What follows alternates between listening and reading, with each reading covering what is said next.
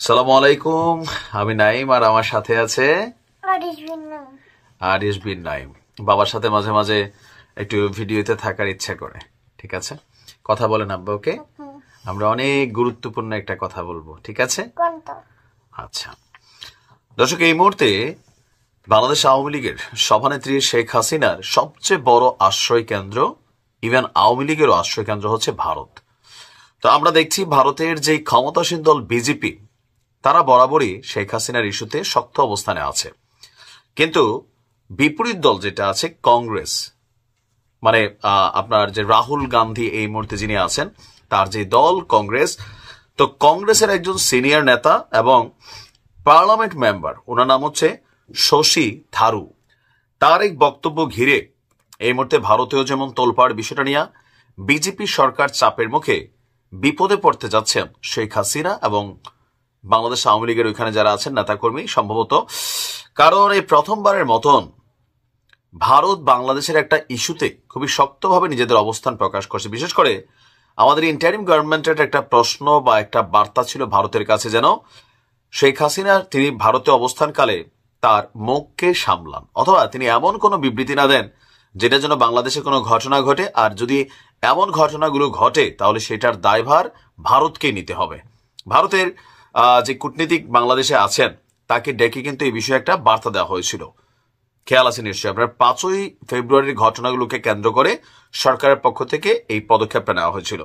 তো এরপরই আমরা দেখলাম যে আজকে ভারতের পার্লামেন্টে এই কংগ্রেস নেতা শশী থারুর তিনি বলছেন সাবেক প্রধানমন্ত্রী শেখ হাসিনার বক্তব্যগুলো ভারতের জন্য জটিলতা তৈরি করছে। দর্শক, তার বক্তব্য হচ্ছে ভারতের উচিত এটা বুঝিয়ে দেওয়া কাকে, বিশ্বকে এবং বাংলাদেশকে, যে তারা কোনো নির্দিষ্ট দল বা গোষ্ঠীর চেয়ে, নির্দিষ্ট দল বলতে আওয়ামী লীগকে বোঝাচ্ছে, গোষ্ঠী বলতে আওয়ামী লীগকে বোঝাচ্ছে, যে গোষ্ঠীর চেয়ে সব বাংলাদেশের মানুষের প্রতি, মানুষের কল্যাণের প্রতি প্রতিশ্রুতিবদ্ধ। অর্থাৎ ভারতের সাথে বাংলাদেশের সম্পর্কটা হবে রাষ্ট্র টু রাষ্ট্র, কোনো স্পেসিফিক দল বা ব্যক্তিকে কেন্দ্র করে নয়। ইভেন তিনি বাংলাদেশ ইস্যুকে স্পর্শকাতর ইস্যু হিসাবেও উল্লেখ করেছেন এবং তিনি ভারত সরকারকে সতর্ক করে বলছেন যে প্রতিবেশী দেশটিতে, মানে বাংলাদেশে যদি শত্রু ভাবাপন্ন সরকার ক্ষমতায় আসে তবে ভারত খুব ঝুঁকিতে পড়তে পারে। তো কি ঝুঁকিতে পড়বে? সামরিক দিক থেকে ভারত আমাদের থেকে অনেক দূরে গিয়ে, তবে ঝুঁকির সেটা হচ্ছে সেভেন সিস্টার্স। তিনি এই বিষয়টাকে মেনশন করেছেন। তিনি বলছেন যে আমাদের সবখানে এই ধারণা দেওয়া উচিত যে বন্ধু ভাবাপন্ন প্রতিবেশী হিসাবে কোনো নির্দিষ্ট রাজনৈতিক দল বা সম্প্রদায়ের প্রতি আমাদের উদ্বেগের চেয়ে আমরা প্রতিশ্রুতিবদ্ধ বাংলাদেশের জনগণের কল্যাণের প্রতি। তিনি বলছেন একটি নির্দিষ্ট দেশকে শাসন করবে আপনি তা ঠিক করতে পারেন না, আপনাকে তাদের সঙ্গে কাজ শিখতে হবে এবং এটাই আমাদের করতে হবে। তিনি বলছেন যে আমি মনে করি বাংলাদেশে যা যা ঘটছে তা আমাদের নিবিড়ভাবে পর্যবেক্ষণ করতে হবে, যেহেতু তাদের অবস্থান আমাদের পাশেই। আমি মনে করি না বাংলাদেশের বর্তমান অন্তর্বর্তী সরকারকে শত্রুতা ভাবাপন্ন বলা যায়, তবে একই সঙ্গে কিছু সতর্কতাও বজায় রাখতে হবে। এবং তিনি বিজেপি সরকারকে যে বক্তব্যটা দিয়েছেন তার বক্তব্যের সপক্ষে কংগ্রেসের অনেকেই টেবিল চাপড়িয়েছেন, ইভেন সহমত প্রকাশ করেছেন। এখন এটার মেইন কারণটা হচ্ছে যে এই মুহূর্তে ভারত এবং বাংলাদেশের মধ্যে রাষ্ট্র টু রাষ্ট্র কিন্তু সম্পর্কটা অনেক তলানির দিকে। বাংলাদেশ এখন পাকিস্তানের দিকে ঝুঁকছে, বাংলাদেশ এখন চীনের দিকে ঝুঁকছে, ভারতের চিরশত্রু হিসেবে যারা চিহ্নিত। তো সেই জায়গায় প্রতিবেশী চাইলে আপনি বদলাইতে পারেন না। কোনো নির্দিষ্ট দলকে সাপোর্ট করলে সেটা ভারতের জন্য অকল্যাণকর হবে। ইভেন আমাদের উপদেষ্টা থেকে শুরু করে প্রধান উপদেষ্টা বা বিভিন্ন রাজনৈতিক দলের বক্তব্যগুলো অবশ্যই ভারত খুব ফোকাস দিয়ে শুনছে। এখন এটা হচ্ছে ভারতের বিরোধী দলের বক্তব্য, ক্ষমতায় যারা আছেন তাদের বক্তব্য কি? তাদের বক্তব্য হচ্ছে তারা শেখ হাসিনাকে ফেরত দিবে না, অথবা শেখ হাসিনা যে বক্তব্য দিচ্ছেন এটার সাথে ভারত সরকারের কোনো সংশ্লিষ্টতা নেই। কিন্তু বাংলাদেশ সরকারের বক্তব্য, যেহেতু ভারতে বসে তিনি বক্তব্য দিচ্ছেন, এক্ষেত্রে ভারত তার দায় এড়াতে পারে না। কিন্তু ভারত সরকার এটাকে কাউন্টার করছে পররাষ্ট্র মন্ত্রণালয় থেকে, যে তিনি আসলে ভারতীয় কোনো টেলিভিশন চ্যানেল, কোনো মিডিয়া, কোনো কিছুকে ব্যবহার করে তিনি বক্তব্য দিচ্ছেন না, অন্য ধাঁচে আমেরিকান প্ল্যাটফর্ম মানে ফেসবুক, ইউটিউব অথবা বিভিন্নভাবে তিনি তার কথাগুলো বলছেন।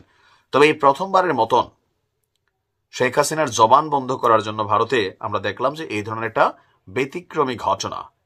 পার্লামেন্টে এই ধরনের বক্তব্য অবশ্যই একটা চাপ প্রয়োগ করবে।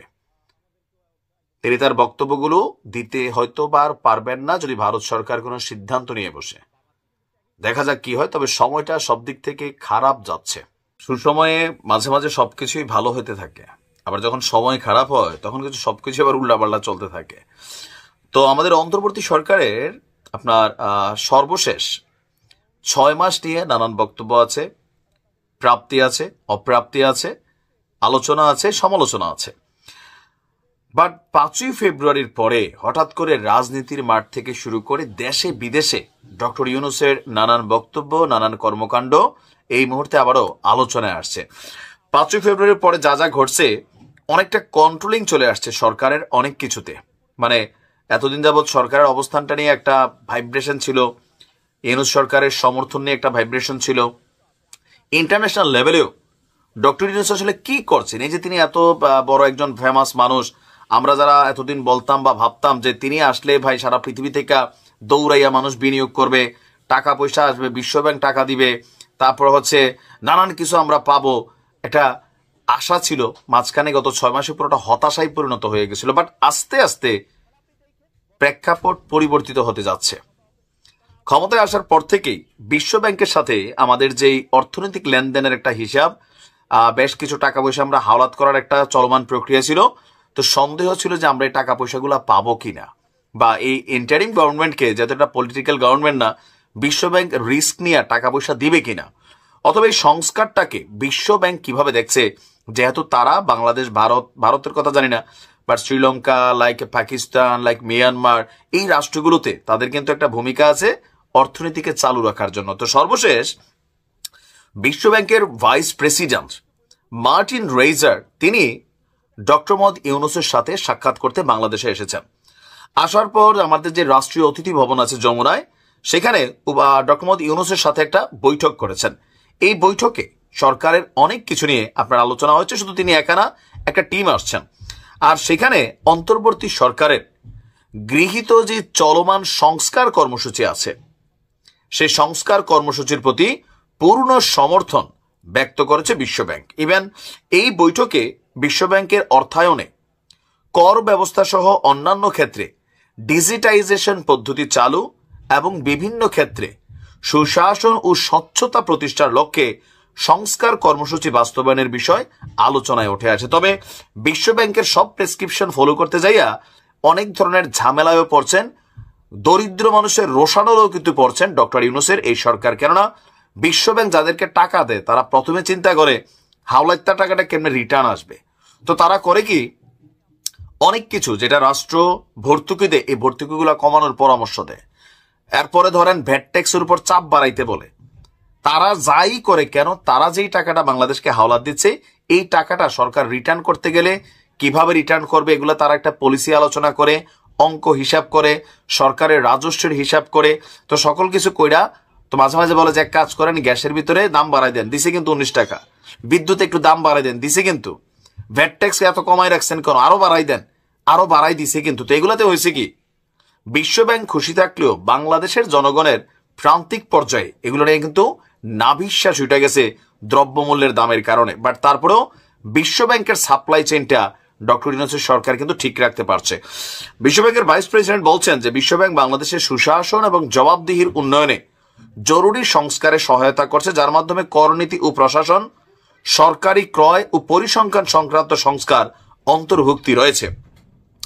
বাংলাদেশের গণতান্ত্রিক উত্তরণ, ভবিষ্যৎ সরকার অন্তর্ভুক্তিমূলক প্রবৃদ্ধির জন্য এই সংস্কারগুলোকে সমর্থন করে গেছে তারা।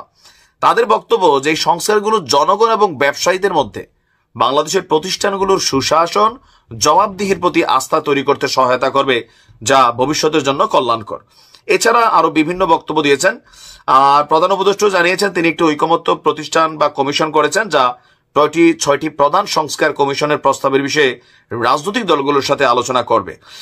তো বৈঠকে এখানে আরো অনেক কিছু আপনার হয়েছে, যে বিশ্বব্যাংক ঢাকা শহরকে এমন দেশগুলোর সাথে সংযুক্ত করতে সহায়তা করছে যাদের শক্তিশালী ডিজিটাল পরিচয় অবকাঠামো রয়েছে। এই মুহূর্তে এটা ইউনূস সরকারের জন্য খুবই জরুরি ছিল। আইএমএফ বা বিশ্বব্যাংক থেকে যদি অর্থ সহায়তা বন্ধ হয়ে যায়, এই সরকার নাকে মুখে দিশেহারা হয়ে যাবে। তবে বিশ্বব্যাংকে খুশি করতে গিয়া তাদের কথা মতো যত প্রেসক্রিপশন আছে এগুলা ফলো করলেও জনগণের চোখে কিন্তু ভিলেন হয়ে যাবে। তারপরেও এই মুহূর্তে বিশ্বব্যাংক নিয়ে আলোচনা ছিল। আওয়ামী লীগও বলতো যে বিশ্বব্যাংক থেকে টাকা আসবে না, কিন্তু বিশ্বব্যাংক টাকার সাপ্লাইটাকে ঠিক রাখছে, যেটা এই সরকারের আমরা যদি বলতে পারি ধরেন লাইফ লাইনটা মোটামুটি ব্যালেন্স করার চেষ্টা করছে।